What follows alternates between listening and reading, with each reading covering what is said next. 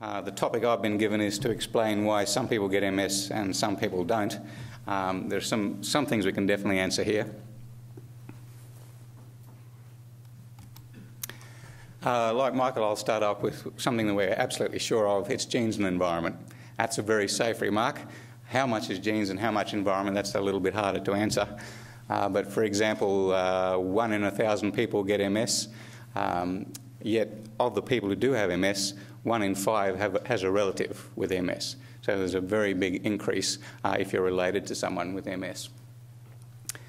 I'll get on to the genes in a sec, but let me just talk about environment as well. As Michael mentioned, the big ones for environmental component are so far vitamin D and EBV, but there's also suggestions of other viruses being involved. We know that if you live in the tropics, you've got a lower chance, things like that. The big problem with environmental causes is you don't know what came first. So, for example, is it the vitamin D or is it the sunshine, which also raises the level of vitamin D that protects you from MS. You don't know which of those two, or is it something else? It's just there's an association. It's just like diet and heart disease. It's very hard to track down which direction it goes. And similarly with EBV, we know that virtually everyone with MS has EBV or has antibodies to EBV. But then 90% of the people who don't have MS also have EBV or antibodies to EBV. So in those people with MS, did the EBV precipitate MS, or is it a co-marker of susceptibility? You know, they can't clear EBV as well as other people, and that's why they got MS. It's not the EBV. So it's very difficult to work out with environmental factors. But with genetics, I think it's a bit different. If you find a genes associated, unequivocally associated with MS, then you would have to say that that genetic variant, which increases your risk, affects pathogenesis of MS. Michael showed this slide. It's a very famous slide in MS research. And this is the Australian part of the theory, but it's found all around the world that the further away from the equator you go, the higher your risk of getting MS. It depends also on timing. So if you grew up elsewhere and at the age of 15 migrated to a nice place like in Cairns, say, you actually carry the risk from where you grew up, not the risk from where you go to. So timing matters for that. Apologies to the New Zealanders. I just whacked that on at the end. But they have a nice latitude gradient there as well. You have it in South Africa, you have it in America, you have it in Europe. It's a worldwide phenomenon. So this is the evidence that's quite compelling that there's a genetic component. It's usually spoken of as being a disease which is about 30% heritable. If you have a twin with MS, then your chances of having MS are about 1 in 4. Or 1 in 5, depending on where you live and depending on the study. But that's an awful lot more than 1 in 1,000, which is what it is for people who are unrelated. And for twins, it doesn't matter whether you grew up together or whether you were split up at birth. As a big Canadian study showed, those twins who were split up and grew up in different environments have exactly that same risk, 1 in 4, of getting MS if one of the other twins got MS. If you're not quite so related, so twins are 100% related, completely identical genetically. If you go to a first-degree relative, then now you're 50% related, 50% identical genetically, and the risk drops dramatically to 1 in 50 compared to 1 in 1,000 for the normal population. So that's quite compelling evidence for a genetic involvement.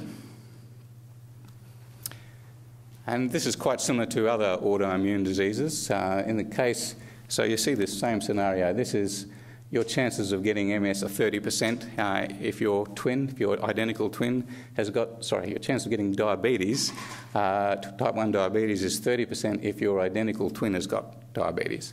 7% if your dizygotic twin or brother or sister has got it, compared to the normal population, 0.5%. MS is not quite so heritable as type 1 diabetes, so it's down at 21%. And similarly, these other diseases have that same decline which is typical of a disease with a genetic component. So we're expecting that by finding the genes which cause MS, or the genetic variants which cause MS, we'll be able to identify aspects of the pathogenic process which would then allow us to develop therapies. It's also possible, it may be the case, we know that people vary greatly in their response to any drugs, but also this occurs in MS, and it's very likely to have a genetic component. So we're hoping that genetics will also help us work out who's going to respond to which drug. We also are hoping that the genetics will tell us who's going to go through which clinical course, whether it's going to be primary progressive, secondary progressive, relapsing remitting, or how severe the disease is going to be. That's a hope. I can tell you that so far that's not panning out. And then also, because MS is a very heterogeneous condition, and the parameters that are being used to describe it at the moment may not be the best parameters. It may be that you can use genetics to subdivide the different types of MS, and that might be more useful in trying to understand how to treat it. So those are the things that genetics might give us. And the first gene that was discovered, nailed down in 1988, was HLA-DRB1. The variant 1501 increases your risk of getting MS. So if you've got the 1501 variant, then you're 3 times as likely to get MS. I'll put it another way, 20% of the population have this gene and don't have MS, whereas of the MS population, 60% have this gene, which means that 40% don't have this gene who have MS. So it's not, and that's a point I really have to make, it's not deterministic. So a lot of genetic diseases, if you've got the genetic variant, you get the disease, 100%. They're called Mendelian diseases. They're diseases like cystic fibrosis or Huntington's disease or the amyloidosis. MS is not like that at all. What happens is it looks like it's more a case of common variants increase your risk, but it's only increased risk. It's not deterministic. But this first gene was a very good gene to find because it really only has, compared to many genes, have lots of functions, so it's very hard to work out how they contribute to the disease process. But this gene is a beauty because it really only has one function, which is to, here it is on the cells which produce it, called antigen-presenting cells, and the gene HLA-DRB01 presents little bits of protein to T cells, and as a result the T cells get activated or controlled in some other way. So it's that process which says T cells are important in MS, as are antigen-presenting cells. There's just strong support to the idea that it's an autoimmune condition, or at least an immune condition. This protein, this little protein here, it's called a peptide. It's a very small protein. That would typically come from a virus if your immune system is trying to protect you against something that you've been infected with. Or it could be from your own body, in which case you should be getting tolerized to it. And the idea behind the tyrosine acetate is it is actually based on what that particular gene binds, the sort of peptides that it binds. So that's a drug which it actually came through a different pathway, how they chose to use this drug. They're trying to give mice EAE or not, but either way, the fact that this drug works at least partially in MS and it is involved in the gene function is a nice consistency. But overall, the fact that this gene is involved in MS supports the idea that T-cell modulation is going to work as a treatment, which has been very well supported by other data. So one gene, 31st of July 2007, next day 3 genes. And soon after, 6 genes, 18 genes, and now we know 57 genes associated with MS. Very rapid progress, and it's all come due to the Human Genome Project and other related things. So the right experiments were able to be done. So large DNA banks, people with MS donated their blood to make these DNA banks. Healthy controls did as well. So that around the world, the number of individuals who've given DNA for these DNA banks is around about 30,000. That allowed the right experiments to be done. Also, we got knowledge of genetic variation from the human genome and from the HapMap projects. We got ways of genotyping people, new ways, new techniques, dramatically increasing the number of genotypes you could do per individual. Costs dropped, and that led to the era of the genome-wide analyses, which has allowed the identification of the genes which affect autoimmune diseases and a number of other diseases. You know, the genes we couldn't find for years, we now know them. And it was a huge collaboration. It wasn't just Antigene, it was also, so Antigene is this mob here from Australia over the right, but all around the world people contributed their samples. And this was the experiment. You get 10,000 DNA samples from people with MS, you compare that with controls, and you work out the genetic variants, 600,000 genetic variants for every individual. And then you see which variants are more common in MS compared to healthy controls. And as a result of that giant experiment, it took about 3 years to do, and it took about a year to analyse, but we get the first analysis February last year, and the final analysis has been completed, and this is the study that's given us the 57 genes. Before I go on to what those 57 genes tell us, I'll just go back to the pre-July 31st, 2007 MS paradigm, which was that antigen-presenting cells activate T cells which cross the blood-brain barrier and orchestrate an immune response on the myelin sheath of neurons, killing the oligodendrocytes and the neurons and ultimately causing MS. If we look at the genes which have been identified, they're saying exactly the same thing, that the vast majority of the genes are either expressed or act on antigen-presenting cells and T cells and other immune cells. A few of them are expressed in neuronal cells, but that's in each of those cases, it's not sure that that's where they have their effect. So the genetic information is strongly supporting that genetic susceptibility to MS is due to the genes of the immune system. And if you look at the list of 57 genes and see what they do, there's one particular pathway that is massively overrepresented. It's the T cell differentiation pathway. So it's where antigen-presenting cells talk to T cells, and the T cells then differentiate into Th2s, Th1s, Th17s, or Tregs. They're the four core CD4 T cell subsets, and they're the ones which seem to be the culprits, the main culprits at least, in MS. So that leaves us, if we just look at, these are the usual suspects. They're already incriminated from lots of other evidence, including the drugs that worked at least for relapsing remitting MS. You can divide T cells up in many ways. There are many different types of T cells because they have many different functions. But these are the main T cells, and particularly if you go to that guy, he's good. He stops MS, he stops autoimmune diseases, it shuts down T cell activation, as opposed to virtually all the others who are bad in the sense that they orchestrate an attack in autoimmune diseases on the myelin sheath, or in MS on the myelin sheath. So what we now have to do is find out exactly why these genes favour the bad ones over the good ones in people with MS. Consistent with that, because it's telling us T cells generically, we want to find out specifically which T cell subsets and why. It's also, if you look at people with MS, they've got an expression signature in their whole blood which indicates that T cells are overactivated.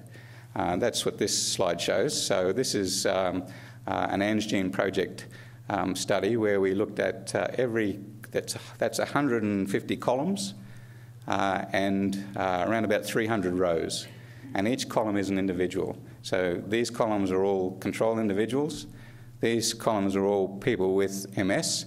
And these are the red means the gene is turned on too much, and the green means it's turned on not enough, at least compared to controls. And then you can see that MS have all these genes upregulated, and they're T cell activation genes.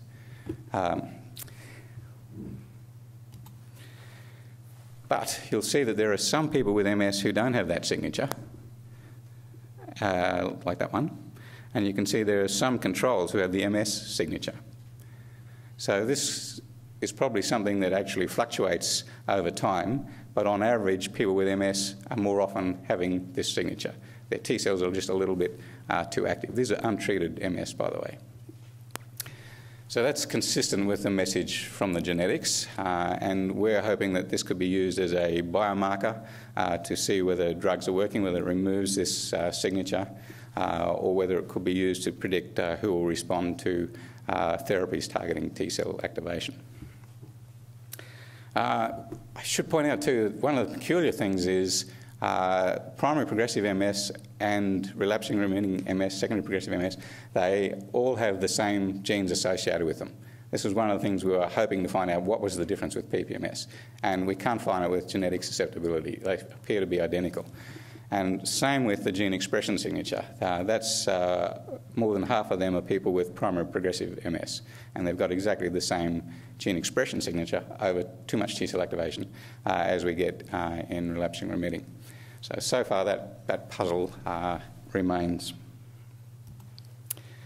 As Michael suggested, and as I'm hoping Suzanne will talk about more, is that the drugs that currently work in at least relapsing remitting MS are immunomodulatory, and the drugs that you would expect from the genetic pattern, genetic susceptibility pattern.